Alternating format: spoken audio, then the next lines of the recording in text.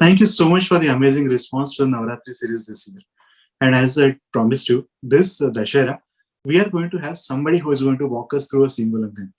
The way we are going to overcome our own limiting beliefs, the way those limiting beliefs have been overcome at various situations in our Itihasa, and the way we can implement that Itihasa in our life and then learn from those particular lessons and do some amazing things in life, overcome our own limiting beliefs and achieve some real greatness in life. It's an absolute privilege for me to have Ami Ganatraji joining us for this conversation. Amiji, thank you so much for taking out time and joining me for this conversation today. Thank you so much, Charudat ji. Very happy to be here. और आप सब आपके दर्शकों को दशहरा की बहुत बहुत शुभकामनाएं. आपका जो टॉपिक है वो तो खैर 9 दिन माता जी ने भी दिखाया. How do you don't limit yourself and let yourself free and achieve what you need to. And of course 10वें दिन आज दशहरा का दिन है तो राम जी ने भी दिखाया 100 योजन पुल बांध कर, जो किसी ने सोचा नहीं था, और रावण का वध करा. तो जी आप सबको फिर से एक बार दशहरा की शुभकामनाएं.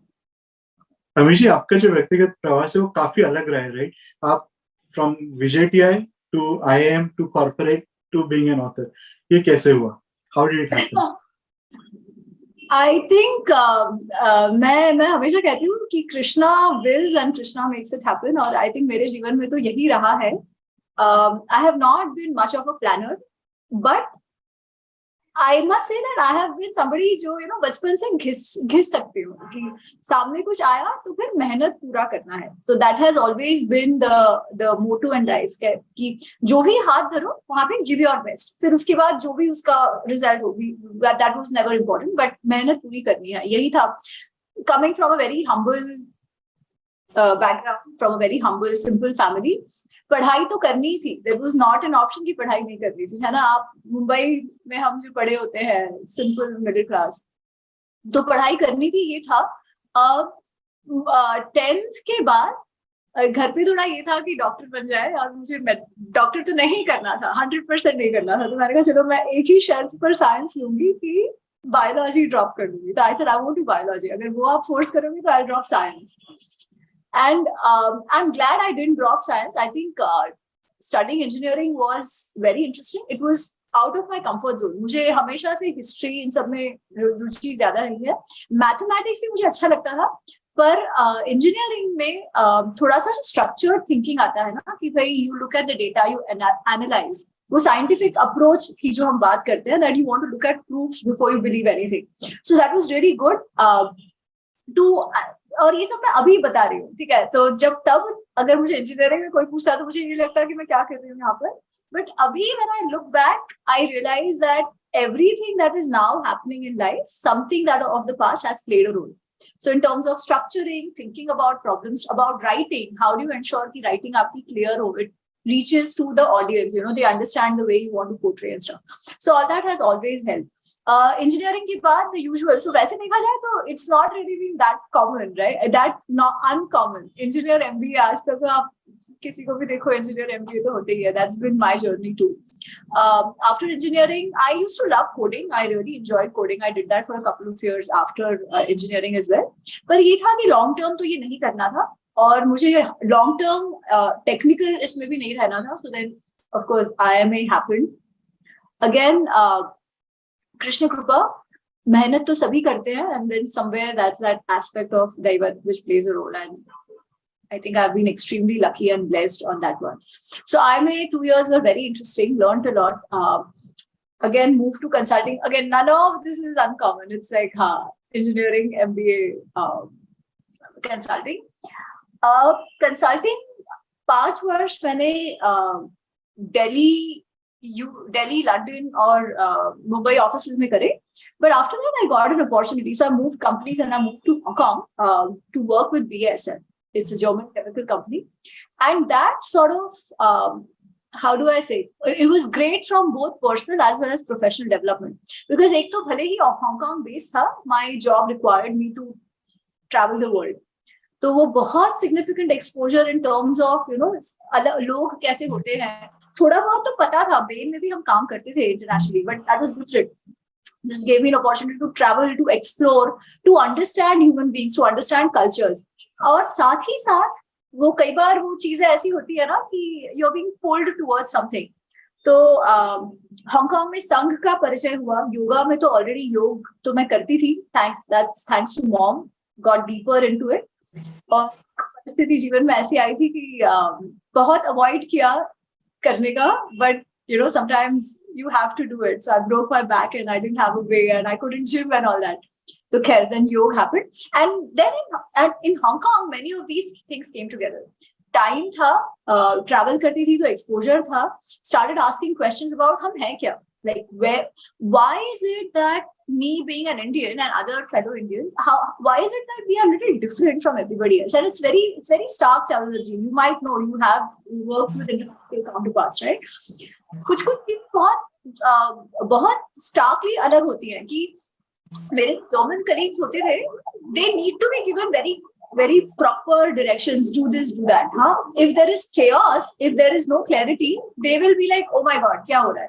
And Indians flourished in that chaotic situation. कि भाई, you know, we never had a problem with that. जहां पर भी हम गए, हम इतने देशों में, we have Indian diaspora, we have gelled ourselves so well. There has never been a problem कि भाई Indian diaspora कुछ problem कर रही है ना? जहां पर भी जाओ, कोई भी religion, कोई भी ये का देश हो. So how is that? So then some of these questions I started asking, came across Rajiv Malhotra and all of that. And फिर ये लगा कि नहीं, have to understand and study about myself. That was the whole thing. कि अपने विषय में जानना है, और अपने विषय में जानना है तो अपने शास्त्र को जानना पड़ेगा. और बस उससे पढ़ाई शुरू करी. फिर तभी ये भी लगा कि भाई बिना संस्कृत के तो नहीं होगा, तो थोड़ा बहुत संस्कृत शुरू करा. And I realise very quickly कि एट दिस एज नाउ व्याकरण शास्त्री तो नहीं बन सकती मैं, but at least basic working knowledge of Sanskrit can still be gained. It is really not that difficult, and that helped me study the shastras, understand them a little better. And was 2020 I came back because Bharat वापस तो लौटना ही था. So 7 years I was abroad. I wanted to come back, और तब lockdown हो गया. और फिर लॉकडाउन में अनायास ही ये लिखने का अवसर मिला, because I was already studying Mahabharat, और वापस महाभारत रामायण का वो टीवी पे आना शुरू करा था. I used to write some posts about कितना अलग है जो हम टीवी पे देखते हैं और जनरल नैरेटिव वर्सेस व्यास रचित महाभारत, कितना अलग है, कितना ज्यादा डीप और प्रोफाउंड है अगर हमें धर्म को अपने आप को समझना होगा तो. And people like those post, and then Bloomsbury said कि why don't you write a book. Praveen ji was like, लिखने का प्रयत्न करो. तो as I said, you know, nothing was planned, it happened. It's all just been Krishna Kripa in that sense. तो sorry, बहुत लंबा सा उत्तर दे दिया. नहीं, एक सबसे बड़ी चीज ये जो आपने कहा कि जैसे आप काम करते हैं, and when you are moving around, you saw different cultures and you picked up those threads in terms of what was the difference, why people perceived or how people perceived situations in a different way, and then you try to relate it back to the way we have grown up. So what were, if you could elaborate on few of the things and how you could, some instances. तो एक ना, I was based in Hong Kong but I was doing a project in China. ठीक है, और China में project था, तो it was we were running a workshop, and I had experience of working in India, and China का भी थोड़ा थोड़ा अंदाजा वहां के लोगों से मिल गया था. तो जो हमने वर्कशॉप स्ट्रक्चर करा था उसमें I had given initial time, I hadn't given them कि हर सेकंड में आपको क्या करना है. मैंने उनको कहा था एक घंटे में आपको ये अचीव करना है. ठीक है, तो my boss was a German, extremely nice guy. He was a German, and शुरुआत में तो he let me handle the way it was. फिर क्या हुआ, फिर प्रोजेक्ट, फिर वो वर्कशॉप शुरू हुआ. ठीक है, और शुरुआत में लाइक पहले 5-10 मिनट लोग अपने में बातें कर रहे थे, यहाँ की बात वहां की बात. They were just trying to warm up to each other, and my boss started getting very क्या कहते हैं, very antsy. He's like, अरे ये क्या है, जो प्रश्न है वो उस पर तो आ ही नहीं रहे. And he was like, Ami, this is not done. I want you to plan every 10 minutes of, you give them a very long period to discuss. तो तभी तो मुझे अरे बाप रे, ओके ठीक है, but I didn't say anything. ऐसे चलो आज ऐसा स्ट्रक्चर है, let's run with it, कल देखेंगे. Then we finished 4-5 घंटे में जो टाइम दिया था वो हो गया, and all the groups came back, और उनको they had to come up with their solutions, yeah, and we got exactly what we wanted. ठीक है, जो भी चाहिए था सब मिल गया. So my boss is like, ऐसे कैसे हुआ? मैंने कहा देखो, आप ना एशियंस को समझते नहीं हो. Unlike Germans, हमको अगर कोई कहे कि 5 मिनट में ये कर दो, 10 मिनट में ये कर दो, हम लोग फंक्शन ही नहीं कर पाएंगे. you give us time to process our thoughts, to warm up to each other, then what you will see, because then we are, जैसे हम कहते हैं कि an argumentative society. I don't completely buy it, but we are also people who love to think, explore, think aloud largely. The Chinese are also like that. ठीक है, तो शुरुआत का giving them that leeway to just warm up to each other, to just think through, जो भी दिमाग में आया वो कर लो, but with a clear question कि eventually क्या लाना है, वो हो ही जाता है. हम लोग अगर पढ़ाई इंजीनियरिंग भी, हमको तो पता है ना कि शुरुआत में कुछ नहीं किया, लास्ट में when we know we have to get it done, we'll get it done. और वो मानसिकता तो है ही. So he was very happy. He's like, चलो ठीक है, you do the way you want to. Yeah. So anyway, this is one of the things. But even otherwise, आप देखो तो जितने भी global chaos हुए हैं, issues आए हैं, upturns आए हैं, more often than not, companies which have had Indians at the top have done well. And in fact, a lot of Indians came up during this time. इतने सारे Indian CEOs, इतने सारे middle management, top leadership पे. तो ऐसा क्यों? Because somewhere we were all very comfortable with chaos, right? और ये सिर्फ मतलब मेरी बात नहीं थी, ये जनरली जो अप्रोच भारतीयों का था वो रहा है. उसी तरीके से as I said, we have such so much issues of multiculturalism abroad. लोगों को कह रहे हैं अरे जो माइग्रेंट्स आ रहे हैं वो जेल नहीं कर पा रहे हैं, इश्यूज हो रहे हैं उससे related, safety related, culture related, जो भी कुछ. पर आप देखो इतने वर्षों से Indian diaspora has been out. Africa में भी है, कैरिबियंस में भी है, यूएस में भी है, यूरोप में भी है. None of us have had a problem jelling anywhere else, right? जबकि हमारे धर्म भी अलग है, हम अलग देवताओं को भी मानते हैं. फिर भी अगर हमें कोई कहे कि हाँ ठीक है, आप अब यहाँ पर हो तो आप चर्च चले जाओ, तो we'll go. We don't have any problems with that, right? We won't resist that. So we have always been inclusive. And ये हमारी मानसिकता है वैसे, क्योंकि अगर आप देखो तो हमारे घरों में भी एक परिवार में 4 लोग होंगे तो चारों के अलग अलग इष्ट होते हैं. And we are very comfortable with that कि हाँ चलो ये मल्टीपल है ना, that can exist. There is not just one way. जो मैं chaos की बात कर रही थी, our lives, I mean growing up in India, it's never been कि अच्छा हमको मालूम नहीं होता है कल क्या होने वाला है ना.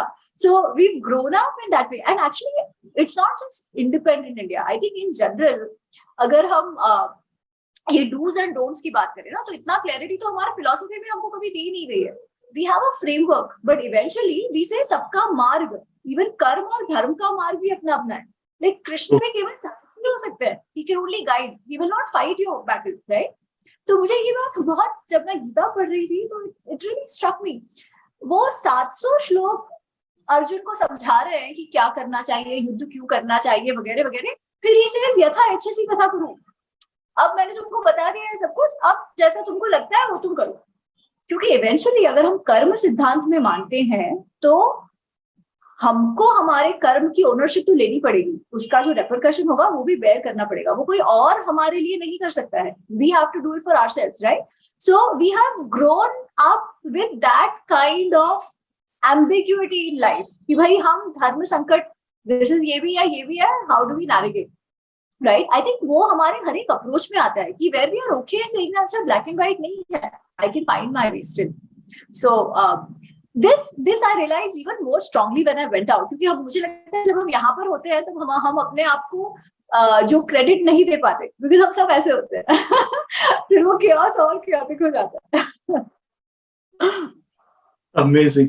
So coming back to the first book, which was Mahabharata, you pretty humbly put it, said you were writing, and then somebody all of a sudden came and told you to write a book. It doesn't happen that easily, right? So what was the thought process? What was the transition? How did it happen? Charudaji, actually, as I said, this is only and only Krishna making me a Nimit, and really I can't even claim any credit for it, because generally पुस्तक लोग लिखते हैं, publisher ढूंढते हैं, उसमें समय लग जाता है. It is a very tedious effort, time consuming effort. But as I said, right, I was studying not to write. I was blogging. मैं blogging करती थी, but blogging की भी मैं इसलिए करती थी क्योंकि मेरे मेमोरीज रहे. मैं जो ट्रैवल करती थी, जो मैं योग का पढ़ रही थी, सीख रही थी, जो मैं संस्कृत, भारतीय दर्शन का सीख रही थी, वो सब का मेरे पास कुछ ना कुछ डॉक्यूमेंटेशन रहे, कुछ ना कुछ ये रहे कि I can go back and read my own thoughts. इसलिए मैं करती थी. सो लिखने का वो आ गया था flow, but it was not because I wanted to publish anything. That was never a thought. I think somewhere when I was a kid तो मैं एसेज कदाचित अच्छे लिखती थी, तो मम्मा को ये था कि नहीं, कभी कभी तो ये बड़ी होकर लिखेंगी. I remember her saying it, but that was like long time ago. This was never even like a thought when eventually the writing happened. But I used to write posts, literally मैं Facebook post लिखती थी comparing the two. And Praveen Tiwari ji, who I knew him for some time, he read the post and he's like, Mahabharat के विषय में इतना सारा लिखा गया है ना, there are so many books out there. कितने सारे ऑथर्स, मतलब मेरे ख्याल से कोई ही ऐसा ऑथर होगा जिसने महाभारत का बेसिक टॉपिक लेके उस पर कुछ ना कुछ नहीं किया. However, more often than not, it is fiction what is written on Mahabharat. लोग कोई तो एक कैरेक्टर लेंगे, वो कैरेक्टर आपका प्रोटैगनिस्ट है, फिर that protagonist has to look good, right? So you justify his actions from his point of view. अब his point of view तो हम नहीं जानते, that is basically the author's point of view. तो उसके फिर कुछ ना कुछ उसके अराउंड स्टोरीज क्रिएट करेंगे वगैरह वगैरह. अब कई बार क्या होता है कि ये इतने अच्छे लिखे जाते हैं कि उसी को हम सच मान लेते हैं. जैसे फॉर एग्जाम्पल जो कर्ण का पूरा, और वो तो हमारे महाराष्ट्र के इनमें हुआ है ना, मृत्युंजय. जिन्होंने पढ़ा है उनके लिए तो कर्ण कुछ बुरा कर ही नहीं सकता, जबकि मृत्युंजय का कर्ण और महाभारत, व्यास रचित महाभारत के कर्ण में तो बहुत फर्क है, मतलब बहुत ही ज्यादा. महाभारत हम कर्ण देखेंगे तो उसमें हीरोइज्म को ग्लोरीफाई करने जैसा कुछ भी नहीं है. बट एनीवेज, तो ये इसके कारण बहुत सारी जो मान्यता समाज में थी अबाउट महाभारत ना, वो केवल मान्यताओं तक हो तो भी ठीक है. होता क्या है कि क्योंकि महाभारत और रामायण को हम इतिहास मानते हैं, भले लोग कुछ भी कहे, इनहेरेंटली हम मानते हैं कि हमारी पूर्वजों की कथा है, और हम उस कथाओं में जो भी हुआ वो हमारे पूर्वजों के साथ हुआ, ये हम मानते हैं. ठीक है. So there is a social narrative created कि आप लोग ऐसे थे. ठीक है. हम लोग के साथ तो ऐसा ही था. अब अगर फिक्शन को हम सच मानने लगे तो हमारी धारणाएं about our own past will be skewed. और कहीं ना कहीं आप देखो तो इतिहास, ऐसे skewed narratives have been weaponized against us as a society, right? कितना सारा जो डिवाइड एंड रूल जो ब्रिटिशर्स ने किया, और उसके बाद भी चलता रहा. कितने सारे नैरेटिव्स अबाउट, अरे आपका समाज तो मिसोजिनी से भरा हुआ था, स्त्री द्वेष से भरा हुआ था, जातिवादी है वगैरह वगैरह. और वो जस्टिफाई करने के लिए वो लोग महाभारत रामायण की कहानियां बताएंगे. क्योंकि हम हमारे ग्रंथ पढ़ते नहीं है, हम उन बातों को सच मान लेते हैं. जिसने किसी ने इनोसेंटली लिखा होगा, किसी ने नैरेटिव से लिखा होगा, पर हम तो उसे सच मान लेते हैं, है ना. और हमको लगता है हाँ, हम तो ऐसे ही थे हमेशा, देखो बेचारे कर्ण के साथ कितना बुरा हुआ, हम तो ऐसे ही बुरे थे, देखो द्रौपदी के साथ क्या क्या किया वगैरह वगैरह, है ना. तो ये कहीं ना कहीं फिर जो हमारा आने वाला जनरेशन भी है, that becomes less assertive about your own identity, right. हम हमारे आइडेंटिटी से भागने का प्रयत्न करते हैं, बिकॉज उस आइडेंटिटी में गर्व करने जैसा कुछ है ही नहीं जो हमें बताया गया है.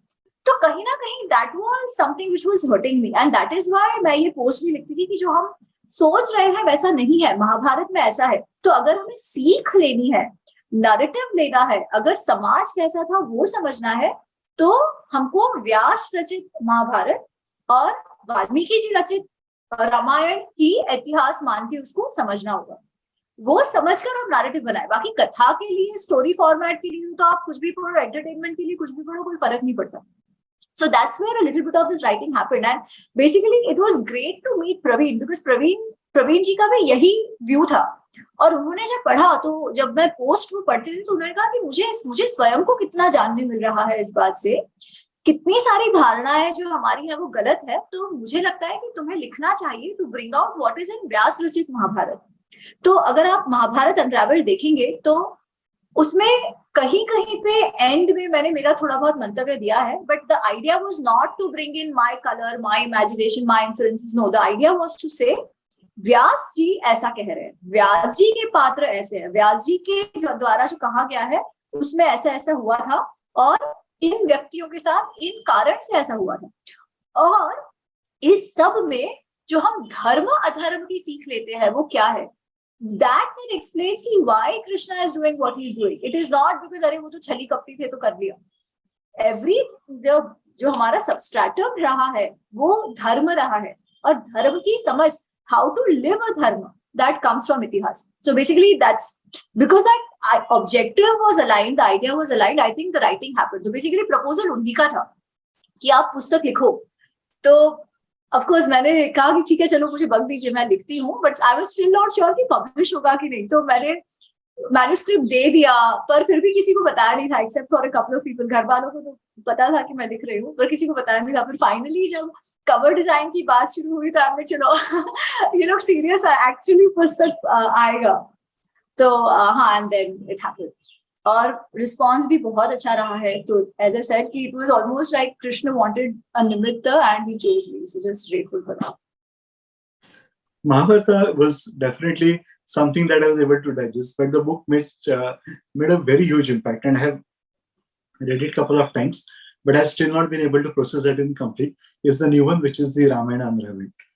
Couple of things which probably one of the incidents which created a very significant impact in my life personally was around the story of Ahilya. And that was when me and my daughter, something that we have been debating for a while. She's a 12-year-old, so she understands a few things and she does not understand a few things. So she was always worried about why this particular kind of a treatment would come. And Rama being Rama, the way he is portrayed, why would he go and touch his feet to and to Ahilya, who basically on the other is a completely somebody who should be respected, right? And somebody who is treating everybody like his mother. Why would he go and do that? So she was somewhere not able to digest it. But when she read, and that was a eureka moment for her. And that is something that I would request you to narrate for the listeners today as well. जी, it was a eureka moment for me too. Trust me. जब मैं Mahabharat Unraveled में कैसा है, there are lots of stories which were, because Mahabharata itself is huge, right? तो महाभारत में ऐसी कई सारी चीजें हैं जो जनरली सबको नहीं पता होता, and there are some myths. So I could bring that out. अब रामायण में कैसा है, most stories are known, but they are known in the format that the retellings have said. ठीक है, बहुत सारी कथाएं जो रामायण की है जो हम सुनते हैं वो एक्चुअली वाल्मीकि रामायण की नहीं होती है, और हम वो जानते भी नहीं कि फर्क क्या है। तो अहिल्या के बारे में आप जो कह रहे हैं ना, तो इवन मुझे याद है हम जब हांगकांग में थे तब किसी ने एक आर्टिकल लिखा था कि how Indians have always been misogynist, and उसके लिए they give examples. One example was of course Sita, because वो कहते हैं कि देखो सीता जी के साथ कैसा किया। दूसरा एग्जांपल वाज अहिल्या, कि उनको एक तो पत्थर बना दिया, उसमें दिया था कि एक तो she was not even aware कि वो उनके साथ चीटिंग हो रही है, और दूसरी बार इंद्र को कुछ नहीं किया और अहल्या को पत्थर बना दिया। एंड फिर वही कि भाई राम जी आएंगे और उनके पांव लगाएंगे। छोटे से Ram ji 16 years old at that time, Ahilya इतने बड़े हैं, उनकी माता के उनको पांव लगाएंगे। तो that's exactly how they had written, ठीक है। और उस समय मुझे भी नहीं मालूम था कि क्या था। इट डिडंट फील राइट कि हमारा समाज जो वैसे हम और कोई कल्चर में और कोई संस्कृति में स्त्री पूजन, फेमिनिन गॉडेसेस नहीं है, हमारे में है। हम ये कहते हैं एक तरफ कि यत्र नार्यस्तु पूजन्ते रमन्ते तत्र देवता, ऐसी बातें करते हैं। और जब एक्चुअल कहानियों की बात आती है, एक्चुअल इतिहास की ये कथाओं की बात आती है, तो हम ऐसा करते हैं। तो समवेयर जब it just didn't feel right कि when they used Ahalya as a victim, ठीक है। तो मुझे भी तब ये लगा था, and then when I started reading Ramayana, तो जैसे आप कह रहे हो, आप उनका नाम क्या है, what's the name of your daughter? Sai. हाँ, सई। हाँ, तो एग्जैक्टली मुझे लगता है कि आई कैन इमेजिन वो क्या फील रहा होगा, क्योंकि मुझे भी ऐसे ही रहा ना, में ये कहानी है। एंड ये जो अहल्या के साथ हुआ, ये विमेन एम्पावरमेंट आप ले लो, एक तो women empowerment, but this is more than women. It is not even about women. It is about how we are all humans, how we can make mistakes, and how through our own efforts, जो हम तपस्या की बात करते हैं, हमारे खुद के तपस्या से, स्वयं के एफर्ट से, परिश्रम से, हम किस तरीके से हमारे स्वयं के इंद्रियों पर काबू पाकर देव रूपिणी तपस्विनी हो जाते हैं, जिनके चरण स्वयं राम जी आकर छूते हैं, ठीक है। तो that was such a liberating moment for me as well. जब मैंने वो पढ़ा तो, सॉरी ये लंबा हो गया, बट द स्टोरी गोज की फर्क जो है अहल्या की कथा में, कि पहली बार ऐसा नहीं था कि अहल्या को नहीं मालूम था, वो अत्यंत सुंदर स्त्री थी, और उनको जब पता चला कि इंद्र भी उनकी तरफ आकर्षित है, तो वो है ना कि देवराज मेरी तरफ आकर्षित हो रहे हैं, तो वो मन में कुतूहल था। तो मुनि वेश में देवराज को देखकर भी उनको वो कुतूहल के कारण वो मान गई। ठीक है, तो it was our own judgement, it was our own consent, किसी ने जबरदस्ती नहीं की थी, अगर हम कंसेंट की बात करते हैं। अच्छा, उसके बाद जब गौतम ऋषि आए एंड उन्होंने दोनों को देखा, तो ऐसा नहीं था कि उन्होंने इंद्र को ऐवे ही जाने दिया, उन्होंने इनफैक्ट इंद्र को नपुंसक होने का श्राप दिया कि तुम ऐसे आकर किसी की स्त्री पर एक तो डोरे डालते हो और ऐसे उनको फंसाने का काम करते हो, ठीक है, यू लीड देम ऑन, उनको नपुंसक होने का श्राप दिया। और अहल्या को उन्होंने प्रायश्चित करने को कहा कि भाई, उन्होंने उसे पत्थर नहीं बनाया, उन्होंने कहा तुम यहाँ रहो, तुम तपस्या करो यहाँ पर, ठीक है, तपस्या करो, और जब तुम्हारी तपस्या खत्म होगी तब जाके श्री राम जब आएंगे तो मैं वापस आ जाऊंगा, that will be the end of the तपस्या। बट तपस्या का अर्थ क्या? ये जो लैप्स ऑफ जजमेंट हमसे क्यों होते हैं? We all could do that, right? एक सिंपल चीज, मुझे मालूम है कि मेरे को डायबिटीज है और मेरे को केक नहीं खाना है, फिर भी मेरे आगे केक रखा है तो मैं खा लेती हूँ, सिंपल चीज है ना। ये अहल्या की बात तो दूर की है, इतना भी कंट्रोल नहीं है। क्या कंट्रोल नहीं है? जिह्वा पे कंट्रोल नहीं है, बेसिकली हमारी जो पंच इंद्रियां है उस पे हमारा कंट्रोल नहीं है। तो जो तपस्या की बात है, शी बेसिकली इज धीरे धीरे धीरे करके अपने इंद्रियों पर उन्होंने निग्रह पाया, कंट्रोल पाया। और जब हम ऋषियों की बात करते हैं, उनका सबसे पहला जो दृष्टा और उनकी बुद्धि की जो हम बात करते हैं, उससे पहले तो वो इंद्रिय निग्रह से आती है, to control your senses, to get your mind in your control, which she did. And when she did that, she was considered a देव रूपिणी तपस्विनी। फिर जब विश्वामित्र ये दो बच्चों बालकों को, श्री राम और लक्ष्मण को लेकर जाते हैं, तो वो कहते हैं कि ये तो तपस्विनी है, आप इनके पैर छुओ। और श्री राम और लक्ष्मण अहल्या के पैर छूते हैं। अच्छा, इसमें दूसरी बात क्या है कि we are humans, we can make mistakes, but that doesn't mean it's the end of the world. हम चाहे हमारे परिश्रम से, there is always another chance, पर परिश्रम हमको करना है, इंटेंशन हमारा अच्छा होना चाहिए। Right. The other part is the way Sita is there in Ramayana across.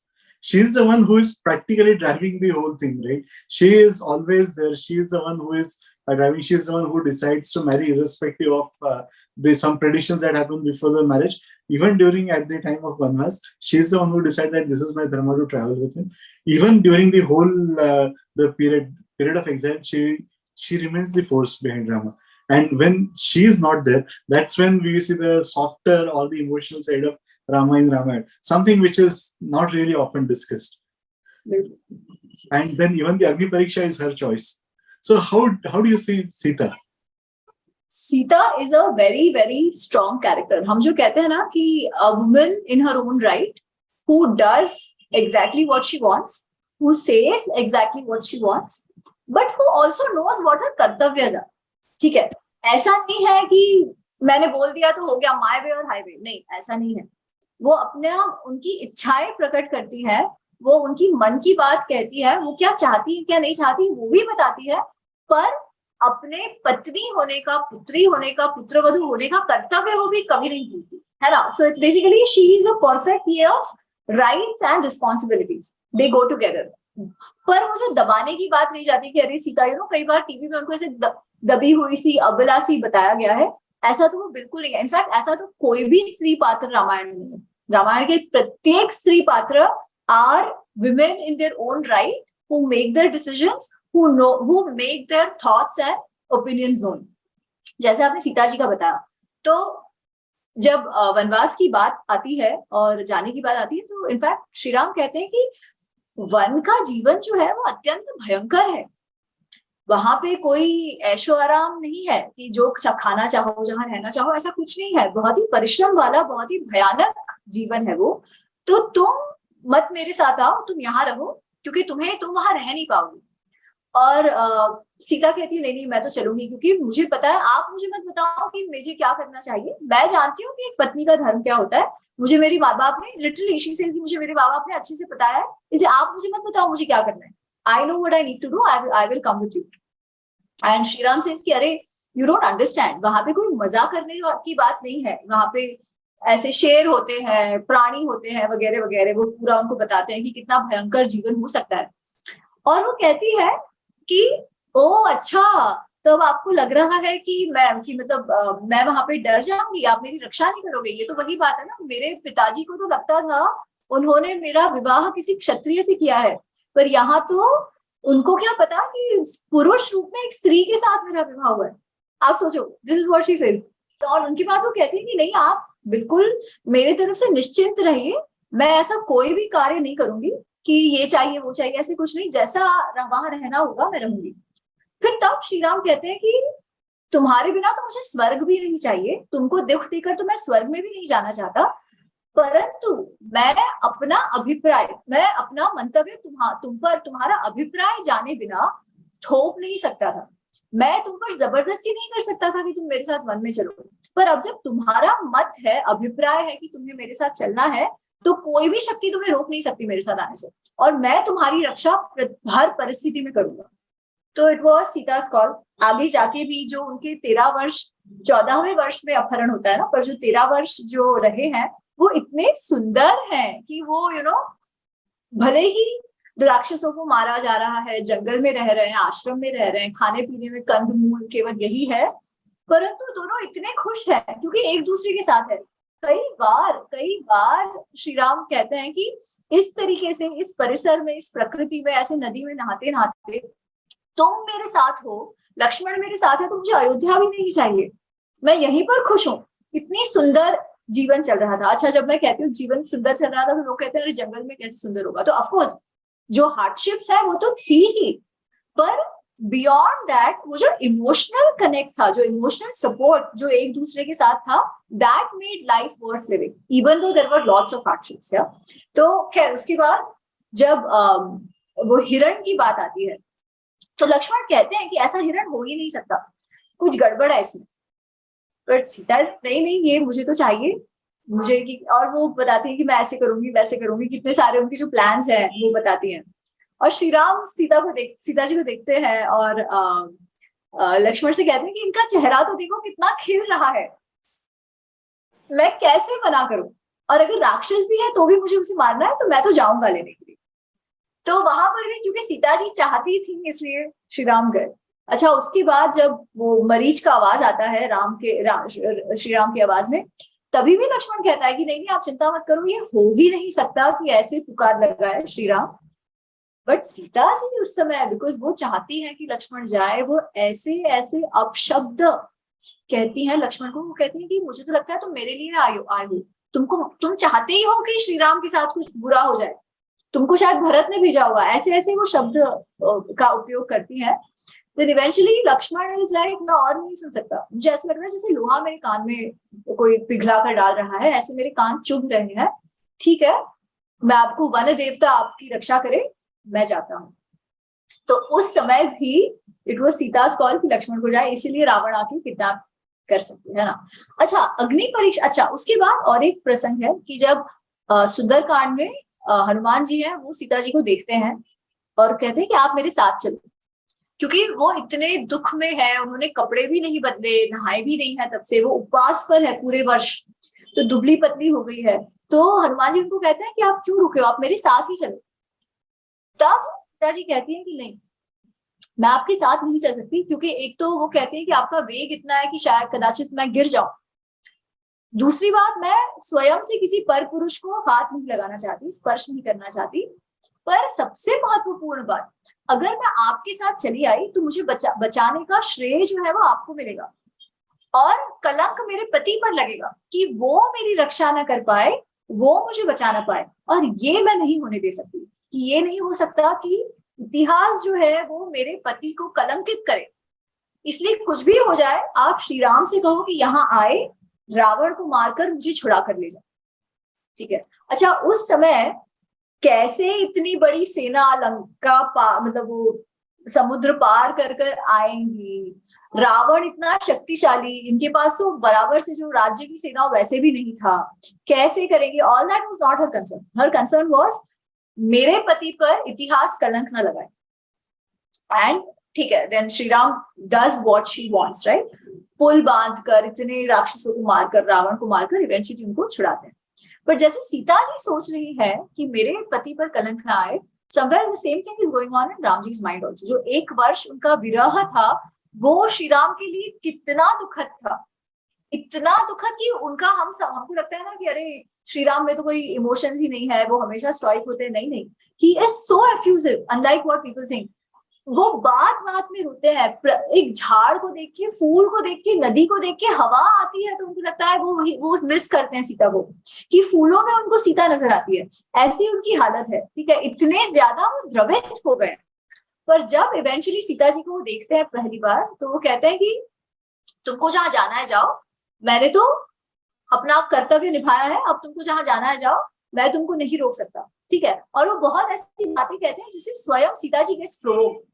ठीक है, he says, मैं कोई तुमको छुड़ाने के लिए नहीं आया था, मैं तो केवल इक्ष्वाकु वंश जो है, मेरा वंश जो है, उसका नाम ना बिगड़े इसलिए वगैरह वगैरह आया हूँ। और सब लोग अचंभे में, बिकॉज सबने देखा होता है ना कि कितने प्रेम में है श्री राम और कितने दुख से पसार हुए। तब सीता जी कहते हैं कि मैं कोई साधारण स्त्री नहीं हूँ कि आप मेरे पर ऐसे लांछन लगा रहे हो, पर कोई बात नहीं, मैं प्रूव करूंगी कि मैं शुद्ध हूँ और मेरे मन में कोई पाप नहीं है। और वो कहती है कि लक्ष्मण तुम ये ज्वाला प्रज्वलित करो, मैं अग्नि परीक्षा दूंगी, अगर मैं शुद्ध हूं तो अग्नि जो है वो मेरी रक्षा करे। ऐसे करके फिर वो उसमें जाती है। पर जैसे ही वो फिर उसमें जो बात आती है कि अग्नि परीक्षा सफल होती है, अग्नि का जो साक्षी होता है कि नहीं नहीं ये पवित्र है, तब श्री राम कहते हैं मैं तो जानता ही था। जैसे सीता ने कहा ना कि कोई भी मेरे पति पर कलंक ना लगा सके आगे जाके, श्री राम का भी वही लॉजिक है कि मैं तो जानता ही था कि वो शुद्ध है, मुझे इस पर कभी संदेह था ही नहीं, परंतु आगे जाकर कोई इस पर प्रश्न ना उठा सके, इसलिए ये होना आवश्यक था। वो कहते हैं कि सीता तो जैसे सीता जी और मेरा जो संबंध है वो तो ऐसा है जैसे सूर्य की प्रभा, सूर्य से आप प्रभा को अलग नहीं कर सकते, वैसे सीता से मुझसे सीता को कोई अलग नहीं कर सकता। और फिर ऑफ कोर्स वी नो कि वो ये होता है। तो ये अग्नि परीक्षा की कथा है again, and Sita ji understands that, इसलिए वो इस बात का ग्रज लेके नहीं रहती है, वो स्वयं से परीक्षा देती है, क्योंकि वो भी समझती है ना। इस शुरुआत में आता है कि उन दोनों का संबंध ऐसे था कि शब्दों का भी प्रयोग नहीं करना पड़ता था, वो लोग हृदय से हृदय उनकी बात करते थे, तो हृदय से हृदय संवाद होता था। इस प्रकार का उनका नाता था। Beautiful.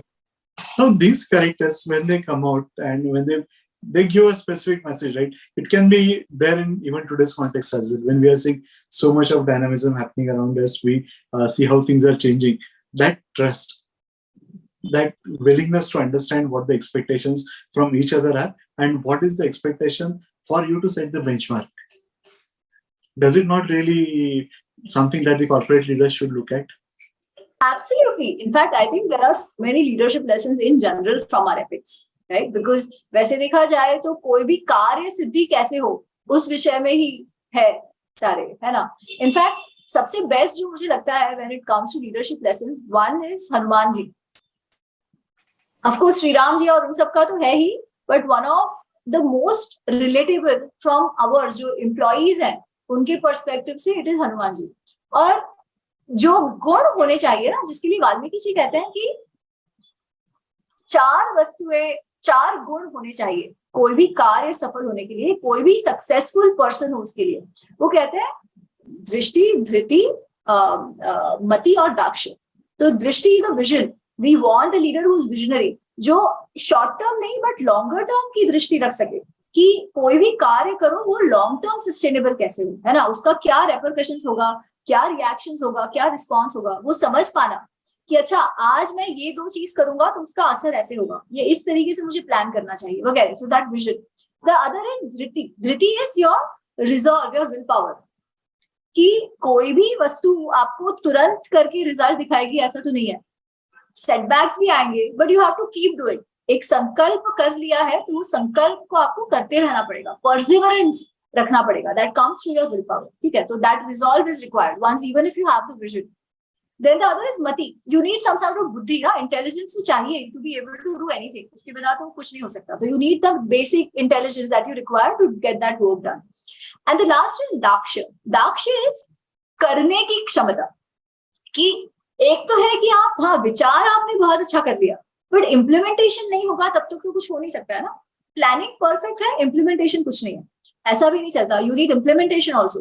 तो वो इम्प्लीमेंटेशन क्या, सो दैट इज द दाक्ष्य, you implement also well. So he says any person who has these 4 qualities will be successful. And Hanuman ji is successful in whatever he does. उनको बुद्धिमताम वरिष्ठम कहा जाता है. In fact, शुरुआत में जब हनुमान जी और श्री राम का जो पहला मिलन होता है, जब पहली बार वो लोग एक दूसरे से मिलते हैं, तो जिस तरीके से हनुमान जी का व्यवहार रहा है, तब श्री राम कहते हैं लक्ष्मण से कि इनके जैसे साधक, इनके जैसे किसी के जो मिनिस्टर्स होंगे ना, उसका काम कभी ना हो, ऐसे जो दूत जिनके भी होंगे उनका काम ना हो, ऐसा हो ही नहीं सकता है। उनके सारे काम सफल होंगे क्योंकि ऐसे इनमें गुण है। तो वो कौन से गुण है, तो ये गुण जो फिर आगे जाके वाल्मीकि जी हमें बताते हैं। So if you relate this to the corporate today or to any enterprise per se, if anybody who has those 4 qualities, जिनके पास वो 4 गुण हैं, वो अगर आपकी कंपनी को, आपके एंटरप्राइज को, आप जो कुछ भी कहते हैं, if they are representing or you as a leader in that particular organization, if you imbibe those qualities and if you develop those qualities, then that can be said to be the success formula. Absolutely. आप देखिए ना, आप किसी भी leader को ले लीजिए who have been successful, they all have been such, right? They have had the vision even when people did not believe in them. They had the vision to say नहीं, I'm going to try this. भले all the data, सारे consultants कुछ भी कहे, मैं ये काम करूंगा, है ना? स्टीव जॉब्स, आप कहाँ से उन्होंने स्टार्ट करा Apple, when he began, right? अच्छा, रिजॉल्व, क्या शुरुआत में तकलीफें नहीं आई? ऑफ कोर्स आई. In fact he was thrown out of his own company, but he is resolved in go away. He started Pixar, है ना? कुछ और शुरू, कब तक? When he was called back, वापस एप्पल में आए. तो विजन था लॉन्ग टर्म कि क्या लास्ट करेगा, रिजॉल्व था, इंटेलिजेंस तो ऑफ कोर्स उसके बिना तो हो ही नहीं सकता, है ना? And lastly, it was not about a vision. He actually set up an institution. He made things happen. He set the standards, right? The implementation of it. Of course, one aspect is also then getting people together, but that is also the part of implementation कि आप कैसे करो, आप स्वयं सब कुछ नहीं करेंगे. That दाक्ष्य में ही लोगों को संग्रहित करके उनसे काम करवाना, वो भी दाक्ष्य में ही आता है. तो this 4 will be, कोई भी लीडर हो, आप पॉलिटिकल लीडर भी ले लो, ठीक है, ये 4 क्वालिटीज अगर नहीं होंगे तो कहीं ना कहीं कुछ ना कुछ त्रुटि रह जाएगी, for sure. Now, as we come towards it, I want to basically come back to the Simulanghan part. Now, it was a huge challenge, personally, when we started looking at the Mahabharata unraveled for the first time, because the stories and the way the text was very different. Then came the Ramayana unraveled, and I think the things beyond it, even the Upanishad and all the Puranas, they are still far off, right? We haven't even got into that particular part. So how do you overcome the natural limits that we have, or based on the stories or based on the beliefs? Very simple example, people say, don't keep a copy of Mahabharata at home. Right? So how do you overcome, and how do you overcome these limitations for us to gain more from our own Ityasa and prosper? I think somewhere in this now, Vivek Buddhi is what really helps. ठीक है? Because मैं ये नहीं कहती हूँ कि सारी मान्यताएं गलत है. कई मान्यताएं, कई बार तो ऐसा होता है, we go to the extreme where just because we don't understand a मान्यता, we want to throw it in the dustbin. समझे बिना, ठीक है? और दूसरी स्थिति में ऐसा है कि कोई लॉजिक नहीं है, कुछ नहीं है, एब्सोल्युटली कोई ये नहीं है, जैसे आई रामायण महाभारत घर पे ना रखने वाली बात है. अरे जिसे हम पंचम वेद कहते हैं, है ना, जिसे हम धर्मशास्त्र कहते हैं, जिसमें स्वयं व्यास जी कहते हैं कि धर्म अर्थ काम मोक्ष की कोई भी बात जो इसमें है वो हर जगह है, और जो इसमें नहीं है वो कहीं पर भी नहीं है. ऐसे शास्त्रों को हम नहीं पढ़ रहे. और ये कहाँ पर आता है, कहाँ पर ये दिया गया है कि ऐसा नहीं कर सकते, है ना? तो these are the questions which we need to ask. And in fact, आज तो मुझे लगता है कि हमें प्रश्न पूछने की, जो चाहे वो प्रश्न हम पूछ भी सकते हैं, और क्योंकि ज्ञान इतना डेमोक्रेटाइज हो गया है, एक्सेस इतना बढ़ गया है, हमें उन प्रश्नों के उत्तर भी मिलेंगे और सही से गाइडेंस भी मिलेगा. बट सबसे पहला तो ये है कि प्रश्न पूछे, है ना? अच्छा, उससे भी पहला ये है कि अवेयरनेस हो, और उससे भी पहला ये है कि हमारा जो ये हेरिटेज है, दैट इज वर्थ समथिंग. वो अनुभव हो, वो क्या कहते हैं कि वो फीलिंग हो कि हम लोग में सब बुरा है ऐसा नहीं है. There is a lot that we may have which is actually good. और इनफैक्ट मुझे सबसे पहले तो लगता है कि सबसे बड़ा प्रश्न हमें ये पूछना चाहिए कि we are one of the oldest civilizations. ऐसा नहीं था कि कोई old civilization थे नहीं, but none of them survived. Only we have survived. कुछ तो होगा ना which has kept us going, and it has to be our Sanskriti, our culture, the work of our rishis, the way we live. So what is it that has kept us going, right? And the answers to that can only come from our books, our heritage. तो बस I think वही काम है कि हमें हमारा जो आने वाला जनरेशन है, अभी का भी जो जनरेशन है, उसमें बस वो थोड़ा वो क्यूरियोसिटी जगाना है कि भाई प्रश्न पूछो, वो विश्व है कि ये क्या है, and then things will happen. I think that is the first thing, you ask questions and the first step to overcoming any limitation, right? Because only then you will know where you are headed. Amazing. On this great note, wherein we would start now probably asking questions more to overcome our own beliefs, and then do read Amij's two amazing books for you to first understand as to how those limiting beliefs have been imbibed in us for many years and what the original text was, and that's where the journey would begin. Thank you so much for your support over this Navratri. Thank you so much, and thank you so much, Amiji, for your time today. Thank you. Thank you so much. Thank you.